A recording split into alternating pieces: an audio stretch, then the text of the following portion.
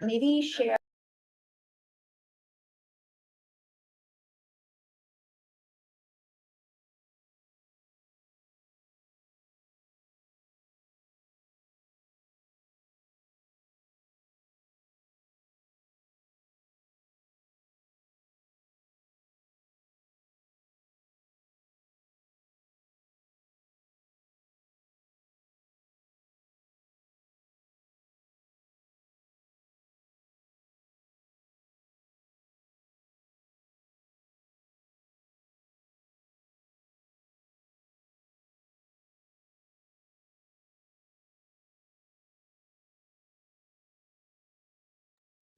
Hey, welcome to those who are joining us online. We have Jewel here with the NASA team, and they're going to give you an introduction to her project and everything that's going on.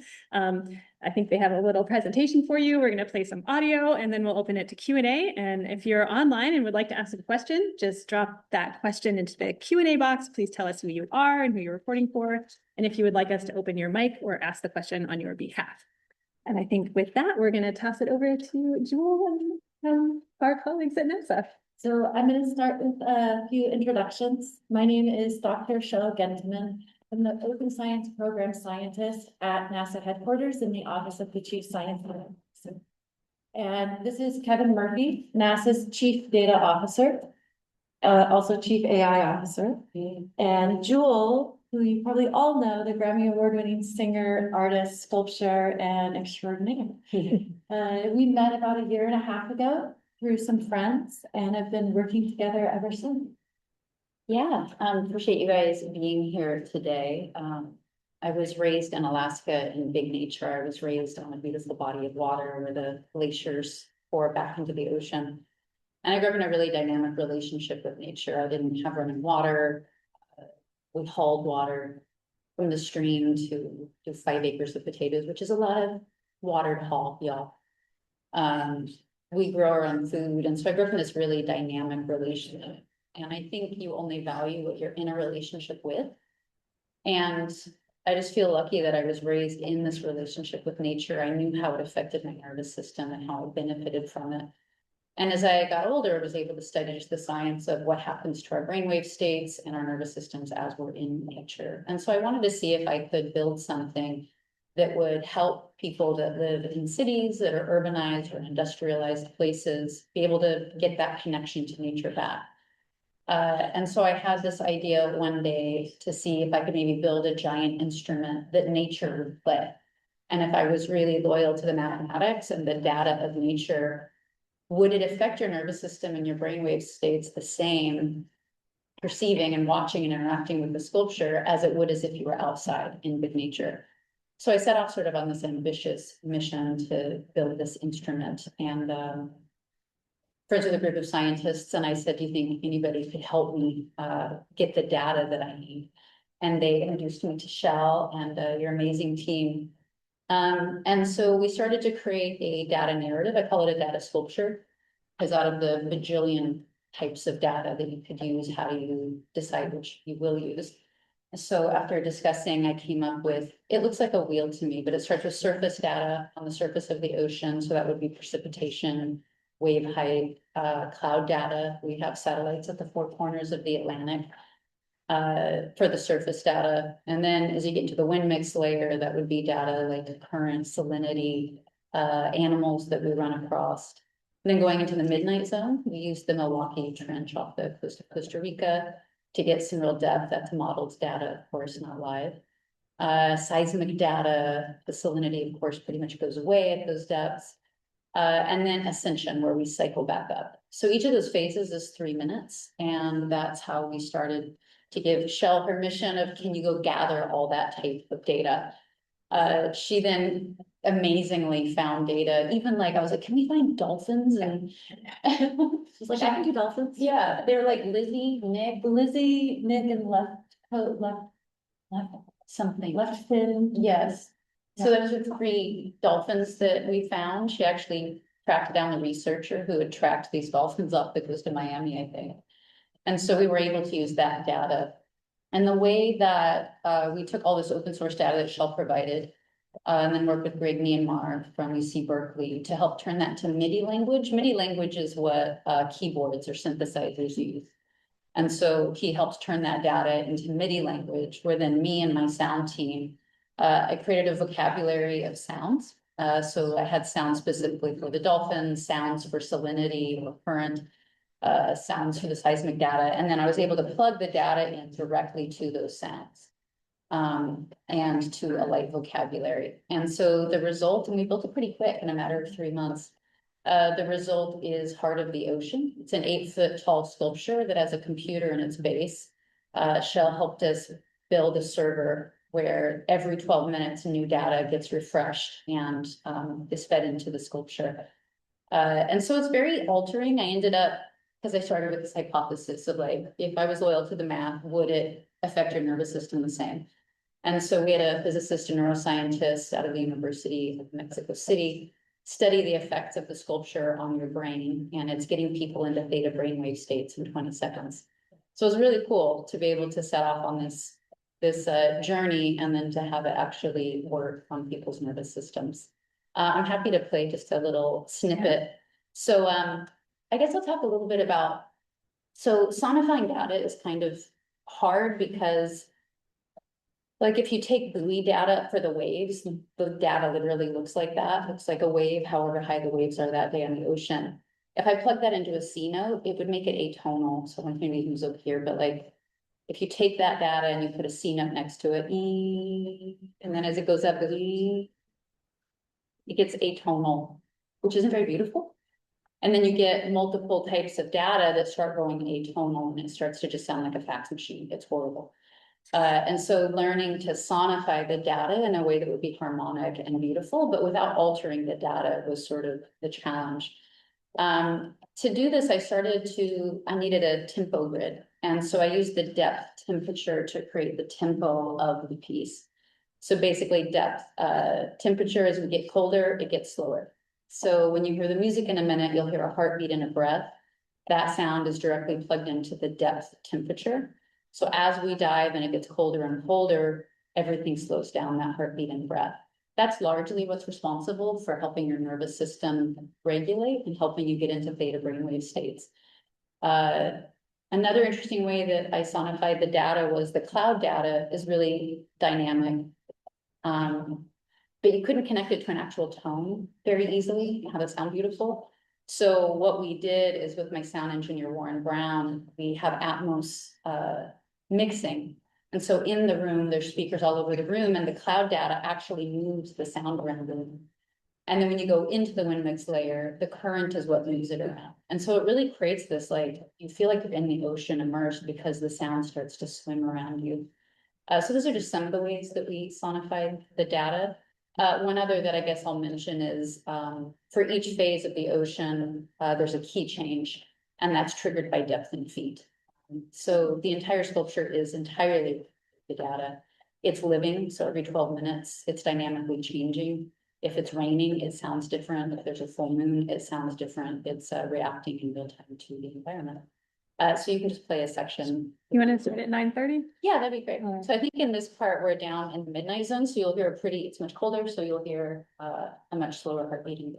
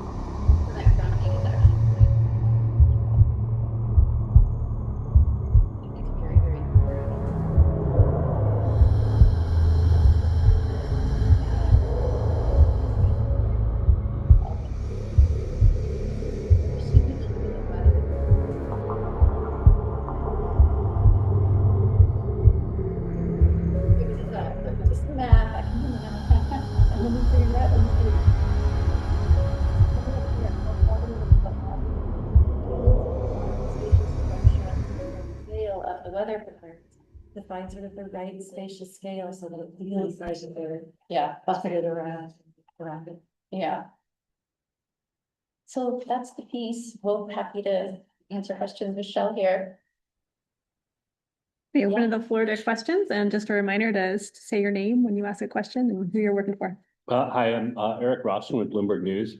I was wondering if you could tell, I mean, you've always had this relationship, but I'm curious more about like your the formal like self-education you went through for like over however many years to kind of, you know, reach this point. And then also curious about the study and like, did they at the same time they were doing this study on the brain, did they also like compare it to like binaural beats or like other things to see if there was something unique about the work compared with other forms of, you know, sonal relaxation or such? The first half of the question, I'm sorry, I didn't quite It was just, how did you get so smart about this stuff? just curiosity, really lucky to be friends with a lot of people in the scientific community. It's been my passion. If I wasn't a musician, it's probably a field I would have enjoyed going into. So this is letting me scratch that itch a little bit. And I find the scientific community just be incredibly welcoming, warm, and just every step of the way was able to find the right types of support, like Shell, like Greg. It took quite a big team to build the piece. I'd say 30 people probably total, because when you see the sculpture, it's kind of a feat of engineering. It's very top heavy, it's heavy, and it's leaning forward, and it balances on a very smooth, delicate loose. So every aspect of it, there's 60,000 points of programmable light, and it's volumetric. To try and give you like some kind of correlation, the light programming for this piece, the Olympics, which has a big light, shows probably 30 DMX universes of light programming. This has over 360. So it's really complex, and the neural networks of just the data to light to sound programming is a thing of beauty, I think, in and of itself. So I got smart basically through good company. Dr. Aaron, I'm forgetting the last name. Erin McKinnon was the woman who studied it. We'll be writing a white paper soon, so we're still in the first phase of it. I wish she was here to be able to speak to you, because she'd answer your questions much better than I can. But I'm happy to introduce you. Thank you. Yeah. I have another. I'm Grace. I work for EOS, which is AGU's magazine. I was curious also about this altering the nervous system idea, and I'm wondering if you were thinking about that as you were creating the piece, and how neuroscience informed the decisions you made as you created it, if at all. Yeah. You know, I grew up in this really beautiful place, had a dynamic relationship with my dad. It's very well documented.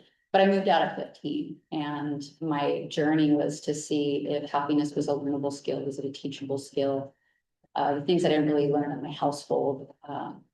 And so I started studying just the effects basically of trauma, and how can you relearn those patterns? And so behavioral health was a really early interest of mine. And I founded a foundation that works with kids with trauma and just different anxiety disorders in Las Vegas. And so for 25 years or so, 20 years now, we've been working with, and my brain has just been very involved. And so as my music, as I started studying this, I started to see the correlation of music on the nervous system, which I think we all intuitively know and understand. And then about 2 years ago, I did an exhibition of an art show with Crystal Bridges, where it was like my first, I call it neuroceutical artwork, it's really my own term, where I started to ponder if I could regulate nervous systems through music. A lot of musicians do this, by the way, it isn't particularly unique to me. But I did want to formalize it and see if it works and if what I was doing worked. And so I had theories about it as I was making the music structure for Heart of the Ocean. And so to have it more formally studied, it actually really taught me a lot. Like there's a chime that goes off when we switch keys in this piece. That chime actually gets you out of theta brainwave state and into gamma, which makes a lot of sense, right? You hear a chime and your alertness escalates and you're like, what's happening? And then as the piece continues, you settle back down into theta. I felt like I knew that intuitively, but being able to watch people's brains do that, really informed how I need another piece with Shell, and the team that you guys were kind enough to supply me, where I got rid of certain artifacts that would cause that heightened awareness, to keep people in a theta brainwave state or an alpha wave brainwave state the whole time. That piece hasn't been studied yet, but I think from what I learned in Heart of the Ocean, I think I'm right in saying that. And so as we study it, I'll be curious to see if that is the case. Thank you. Yeah. I'm Cecilia from Carbon Green. I just wondered, you said this already in many words, but if you were to sum up what you're trying to achieve with this project and perhaps what sort of ripple effects it could have or might have. Yeah, I just wanted to put people, I think we only value what we're in a relationship with. And I think as a society, as we became more urbanized and more industrialized, the mass of people fell out of relationship with the planet. And I think it follows that we don't treat the planet very well. You can only value what you care about. And we've lost our relationship with our food, with our water. You know, it's just so convenient and so easy now. You don't have any relationship with what it takes. And so with this piece, my hope was that I could provide an experience where you feel like you're in relationship. And I think that's a lot of the feedback of people that have sat in front of the sculpture really say is you feel like you're in the presence of something sentient. It has a very eerie presence. And my goal was, you know, a lot of artwork about the environment is very sad, as it should be. We're in a pretty bad place, I think, generally, in some sections at least. And so I wanted this to have a positive effect so that you wanted to get closer, you wanted to get in a more dynamic relationship, or you wanted to understand how we're in this, you know, relationship that's affecting us every day. And so my goal was to create a piece that felt like something was reaching out for you. It's reaching a hand. That's how I feel personally when I'm in nature. And so then just to study it and see if it was working, was it true? I really like that Jewel incorporated NASA data into this because all of our data is open. And the way that she talks about this piece with like reaching out to people, what I saw immediately when we started talking about this was a new way to reach audiences and engage them with NASA science and NASA data. And as they're reaching to the piece, it's all powered by this dynamic data, and it brings people to think about science, I think, from a different perspective, in a different way. It makes it more approachable. It's not a complicated plot on a screen or a dense paper that you have to read. It's something that you experience and you visualize. And hopefully somebody comes away from this and says, I want to learn more about that data. And because it's all open, they can access it. Are there previous sound works that influenced the creation of this piece? I'm sure there are. I'm not aware of any, but I'm sure they exist. I'm just not educated enough to know, but they are. You have a quick question from one of the reporters who's listening online. Rick Lovett, who is a freelance journalist joining us online, says, interesting project. What do you see as the future of this project, and will the neuroscience aspects be published? We are due to publish our findings. And what was the first part of that question? What do you see as the future of this project?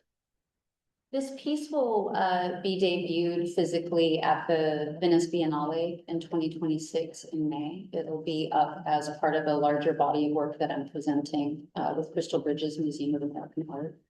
And so this piece and another piece I worked on with NASA is another one called Seven Sisters. And so that's another piece of what I call neuroceutical artwork.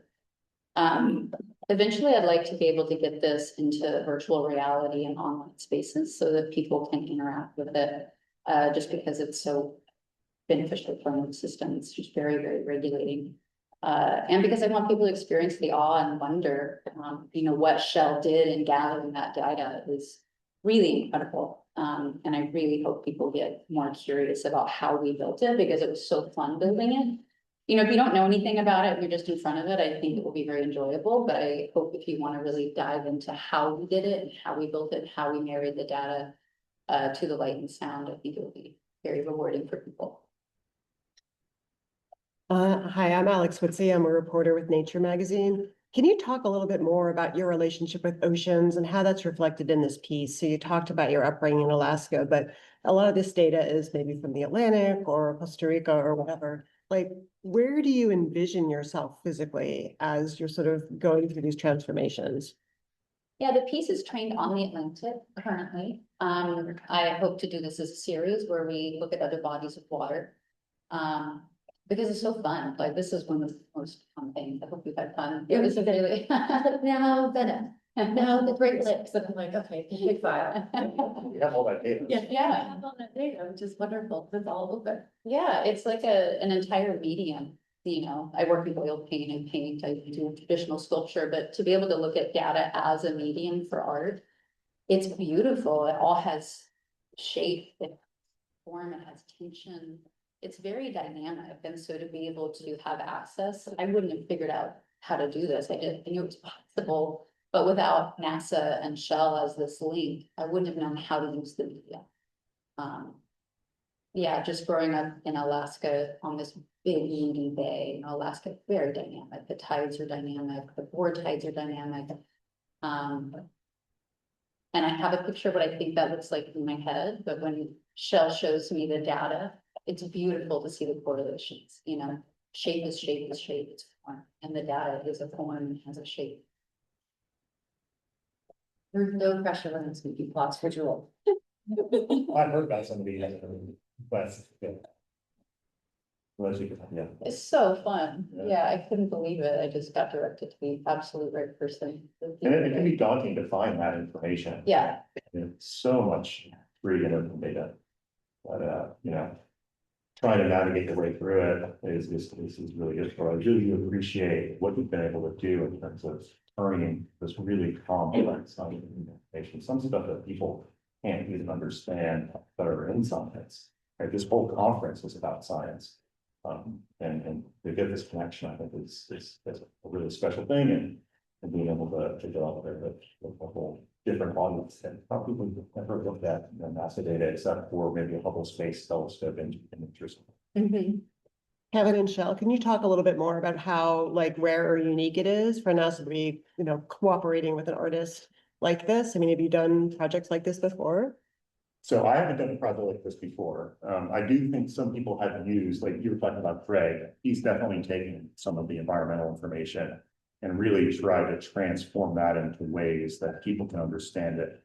I think the amazing thing though is that, you know, people can take this information and use it to really create new understanding. They can allow it to, you know, support understanding how people interact with their environments much more closely, right? So sometimes you do that on a macro scale, do that on a micro scale, I think this is just a wonderful expression again of how, you know, data informs life, right? And life is about law of measurement. Your ear is an instrument, your eyes are an instrument. And I think it's this interesting circle where we're using instruments to take data. We're working with Jewel to create a piece of art that you can experience with data. And then you're using your instruments to interpret that data. And your ear and your eyes are sensitive in very different ways than if you plot the data. You can, you know, data sonification is a way of finding new things in data. And so I think this sort of closes that loop and brings some of the really complex data that we have and makes it approachable and accessible. Yeah, it was like you take natural intact systems and then you dismantle it into its parts. Then you put it into a computer, and then you reconstitute it is sort of how I think about it. And I tried to create a really consistent language. So your brain, as you watch it, starts to be able to understand. You start to recognize that's the dolphins. The dolphins move volumetric light. So if you see the piece, it's about this wide and there's all these tentacles inside and it's volumetric light design. And so as our dolphins move, that's actually causing the pink, which is the assigned color to the dolphins, to move around the sculpture. And so it's a really, I think, simple way to visualize. And then you start to notice the sound that goes with that color. And it starts to become a very consistent language, where every time you see that pink, you start to know what it is. Every time you hear that sound, you know what it is. And you start to, your brain, because it's such an amazing pattern matcher, starts to decipher this language that was built for it, because it stays very consistent.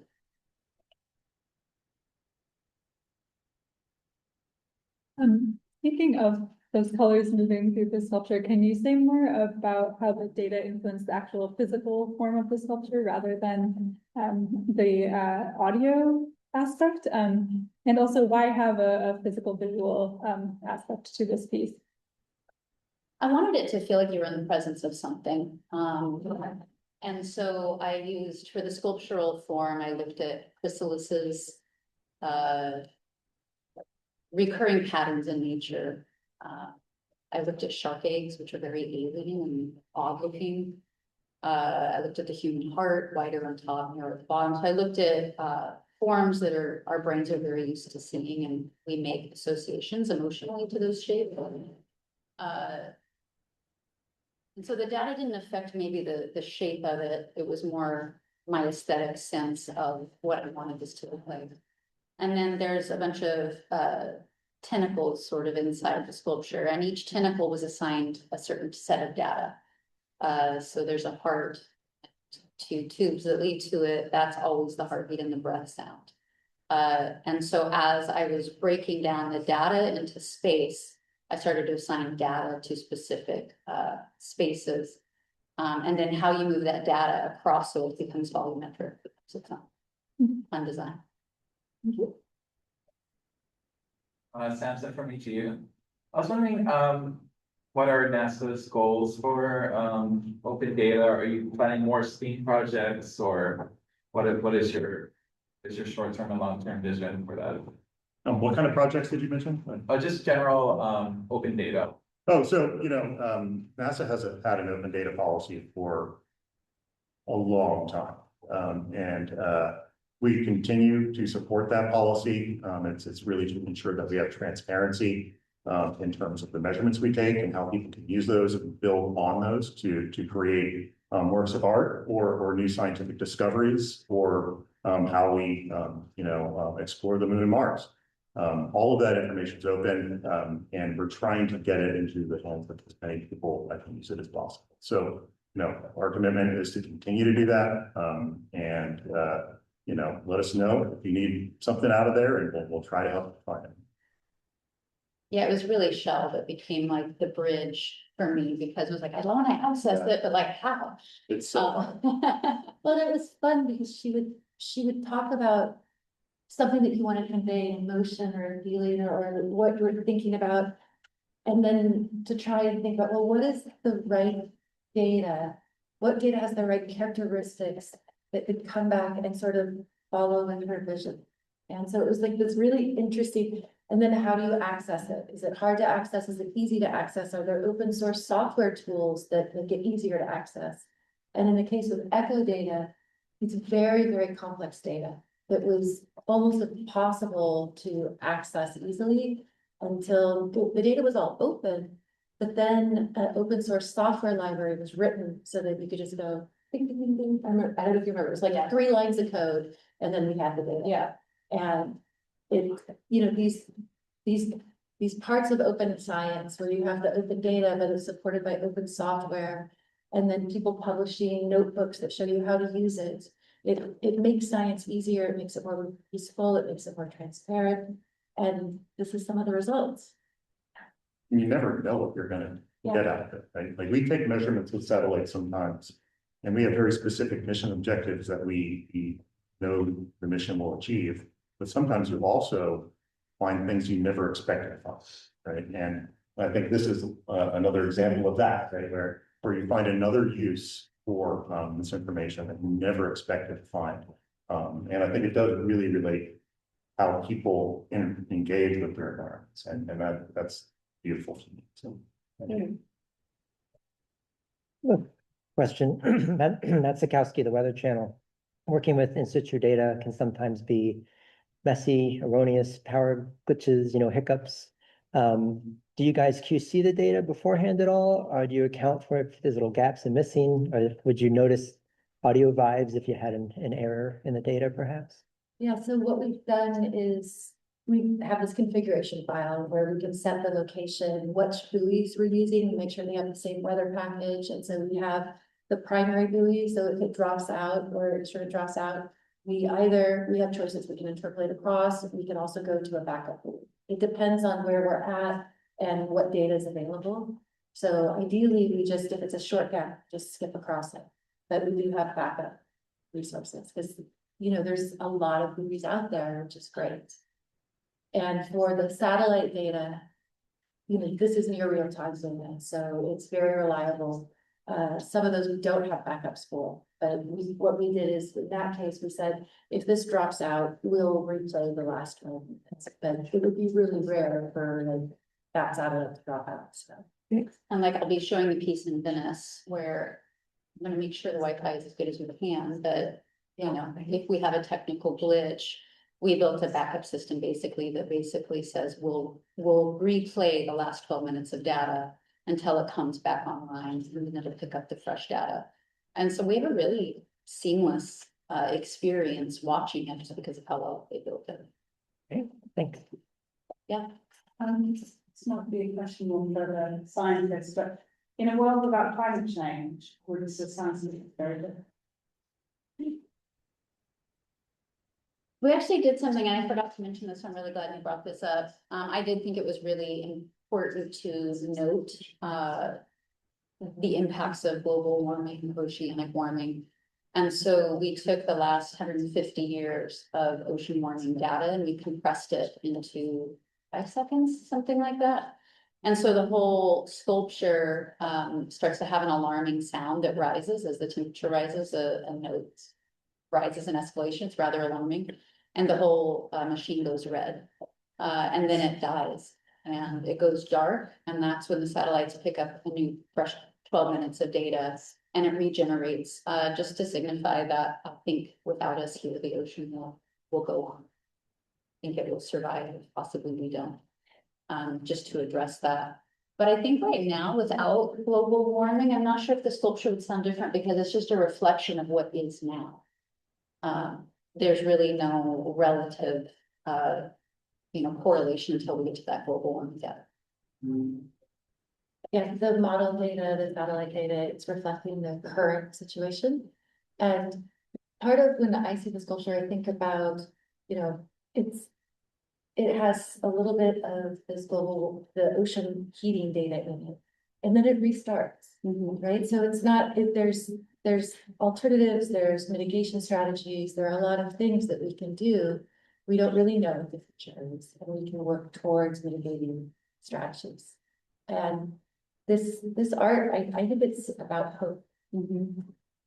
Yeah, and the things only change when we're in relationship. If I could change magic wand one thing in the world, it would be not to try to disassociate from the things that make us uncomfortable or the people that make us uncomfortable, but to come into relationship. I mean, it's just like with chemistry, you get 2 molecules in relationship and that's a dynamic transformation. But if those 2 molecules stay isolated, they don't change.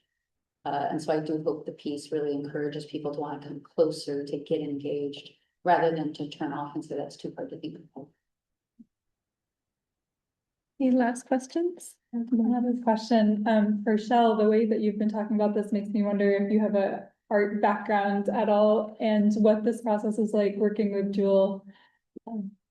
It's funny because my mom reminded me that I used to love and try to take all the art classes that I could, but I was encouraged to take engineering and math classes. So my parents saw more of a future in that.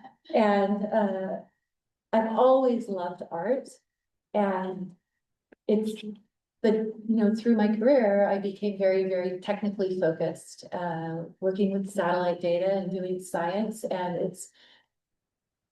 it's a recipe. You do science in a very certain way, and you're trying to take yourself out of the equation. You want the science to stand by itself.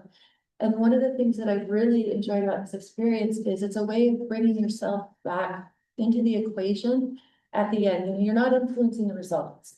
You're not creating biases, but you're allowing your experience and your feelings about, like I have very strong feelings about ocean data. I just love data, and you can think about it at bits and bytes, but I love working with somebody like Jewel and thinking about what does it actually mean? How can we see it differently and create art from it? So I don't have that background, but I really enjoy working with Greg Meyer and Jewel, who have those backgrounds and who've gone to school for that, because they have this knowledge that they bring to it. I think together, we've just had a really wonderful time working together. Thank you. Yeah, and I think that's another thing about the piece is like, you don't hear me, this doesn't sound like anything I've ever done musically. I just tried to create a vocabulary that you can plug the data into, a sound vocabulary, a light vocabulary, and so it's the data doing it, like how it sounds is completely up to the ocean. Again, just trying to take yourself out of it. I think my influence is really just in storytelling. You know, we're built to understand stories, we care about stories. And so the way that I tried to organize the data was in this narrative of a beginning, a middle, and an end, so that our brains could grasp that and know where we're starting and understand and feel where we're. One thing I should mention was, as you just reminded me, when we started working on this project, it reminded me when I did my PhD. So one of the first things you do when you're writing your PhD is you do the background section, and you go and you read the oldest papers that you could find, because a PhD is really a deep dive. So you really go back and find the oldest papers on that topic and start moving forward.